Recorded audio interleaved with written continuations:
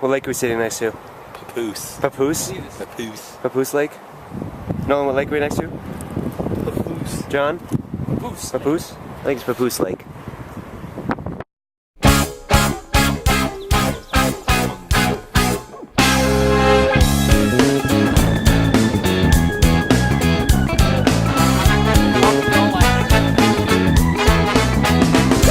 Well, things can be broken down in this world of ours. You don't have to be famous.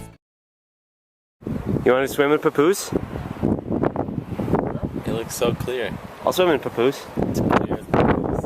Want to dunk your Papoose in Papoose Lake? If I knew what a Papoose was. You shouldn't see me like this for about a week at this point, but I'm gonna let you in on this little secret. Something goes wrong. The boulder field that you had already seen, the four of us have been walking around for quite a while. I think we left probably around 10-ish and eventually would get back around 4. We went through the boulder field and wanted to get to Papoose Lake and the waterfall that was on Papoose Lake. What ended up happening is we got to Papoose and then we decided to explore a little bit more before we went to the waterfall. So we went, hey, let's go up to the secondary lake, which is the second lake above. It doesn't actually have a name, we just call it the secondary lake. We went back up above and went, wow, this lake's really cool. I wonder what's around the bend of this lake. So we went around there and went around the bend, and there was this field, and progressively made our way further and further away from our campsite. Not an issue because we could easily get back. It was just far away. We saw another boulder field going up the slope of this mountain. It wasn't steep, we could easily go up it, so we went up the boulder field that was on the side of the mountain to the top to see how far we could get. It was eventually too high, so we stopped quite a ways up there. Down there you can see the secondary lake, which is still probably about a half mile from Papoose, which is about a mile from camp. So we're pretty far up and away from our camp. We decide that's enough. It's probably around 3 and we are extremely hungry because we had a light breakfast. So we decided we're going to head back to camp, have lunch, or dinner because it was so late. Get back to camp and start mac and cheese. And we look up into our ravine and see this. Now, it wasn't that concerning because on a normal day, if you've ever been in the mountains, it gets hazy towards dusk. And because you don't really have a clock, you just kind of watch the sun. It was just, it seemed early or it was foggy or something. There's some sort of haze fog, whatever. And go back to our mac and cheese and get through about half of our cup and look back up again, probably around 10 minutes later, and see this. As you can tell, that is a significant increase in haze. And we started to get worried. And then we smell campfire. We didn't have a campfire. We knew no one in our immediate surroundings had a campfire. And we didn't see any smoke from a campfire. It turns out the haze smelled like smoke and was smoke. Now we have smoke coming down through our valley. And it's getting thicker at an alarming rate. And we don't know what to do. What we eventually decided was to take out our sat phone or satellite phone and call Wild Iris, the outfitter that we had left our route with, to just confirm that we weren't in any immediate danger, that the smoke was being blown in or wasn't smoke, or to figure out what was about it. We didn't know. We just want to know what was going on. So we get out the sat phone and it doesn't work. Our satellite phone doesn't work. Kind of concerning. I say kind of because we weren't exactly in the optimal conditions for a satellite phone. We were surrounded by 2,000 foot tall cliffs, in trees, by a lake with smoke and clouds, and it wasn't very good conditions to start off with. Even with that, it wasn't working and we couldn't contact anyone. So we kind of all got together and said, okay, these are our options. We can either decide, 1, that isn't smoke, it would just smell campfire. 2, that it is smoke, and the fire is really far away. Or 3, it is smoke, and the fire is just around the corner of our ravine. The deal with that last one is, with forest fires, basically if you can see it, you are already dead, which is a scary thought. As we were going through the options and got to that third one, the smoke was still increasing, and kind of looked at each other and went, oh. So if we see the fire, we're dead. Yes. Okay, let's go. Let's leave. People always ask me whether it was a hard decision to leave. I don't know if it's just I was actually in the situation or that they don't have any reference, but that was not a hard decision at all. We could either be almost dead or actually dead. Usually, most people will take the almost dead approach. And that's what we did. We started packing up, and I couldn't find my camera, but eventually did, so once I found it, obviously filming was not my priority, and I turned it on and put it down and had it facing towards me, and we started packing up.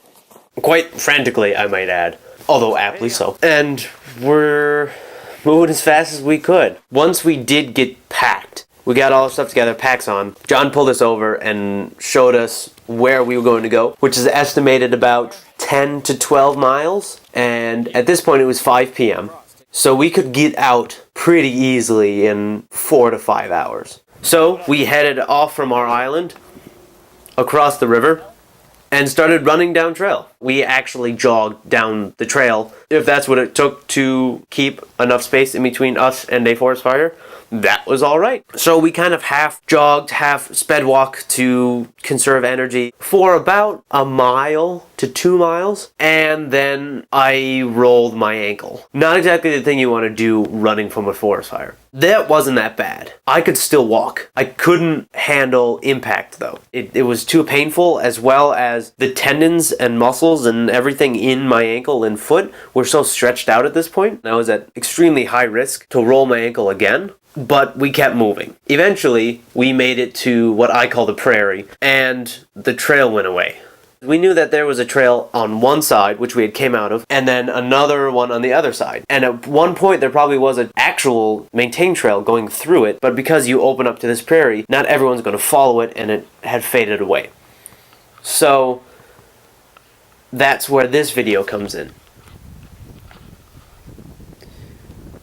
This is harder to watch than packing, personally. I mean, obviously you can tell by my facial expression and John's body language and just the whole feel to it. You can see us here trying the sat phone to see if it worked. And this isn't actually the first time we did this. We have done this progressively as we moved. Whenever we take a break where we had to sit down or a water break, we try the sat phone. And it never worked. So basically at this point we had accepted that we weren't going to contact anyone, and started up again and found what seemed to be some sort of trail. It got progressively bigger and whatever, and found a real trail, although we didn't know if it was ours. So we're walking more blind than we ever have at this point, down a trail that we hope goes in our correct direction, and eventually did. The issue with that is that I rolled my ankle again. I've rolled my ankle twice.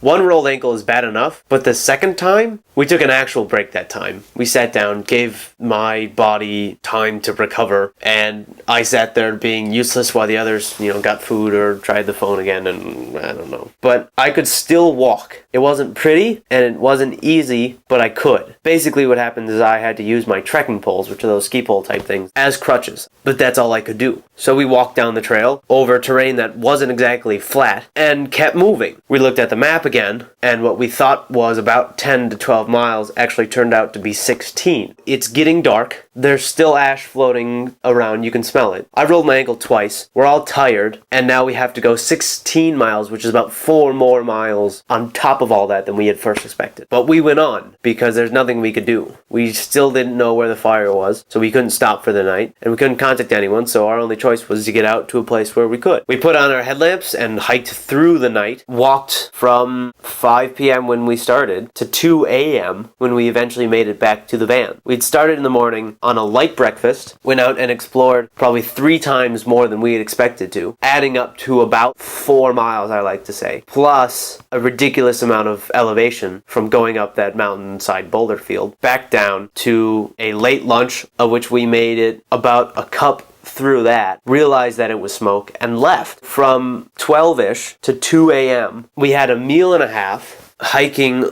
16 miles over 9 hours, not including the 4 miles before we left. It was horrible, but I'm still alive. Obviously, I wish that it would have turned out differently, but in some way, I'm kind of happy that it didn't. There we are, ladies and gentlemen, I guess. And park. Shut the car off, John. Boys are home, our boys are home. I see her.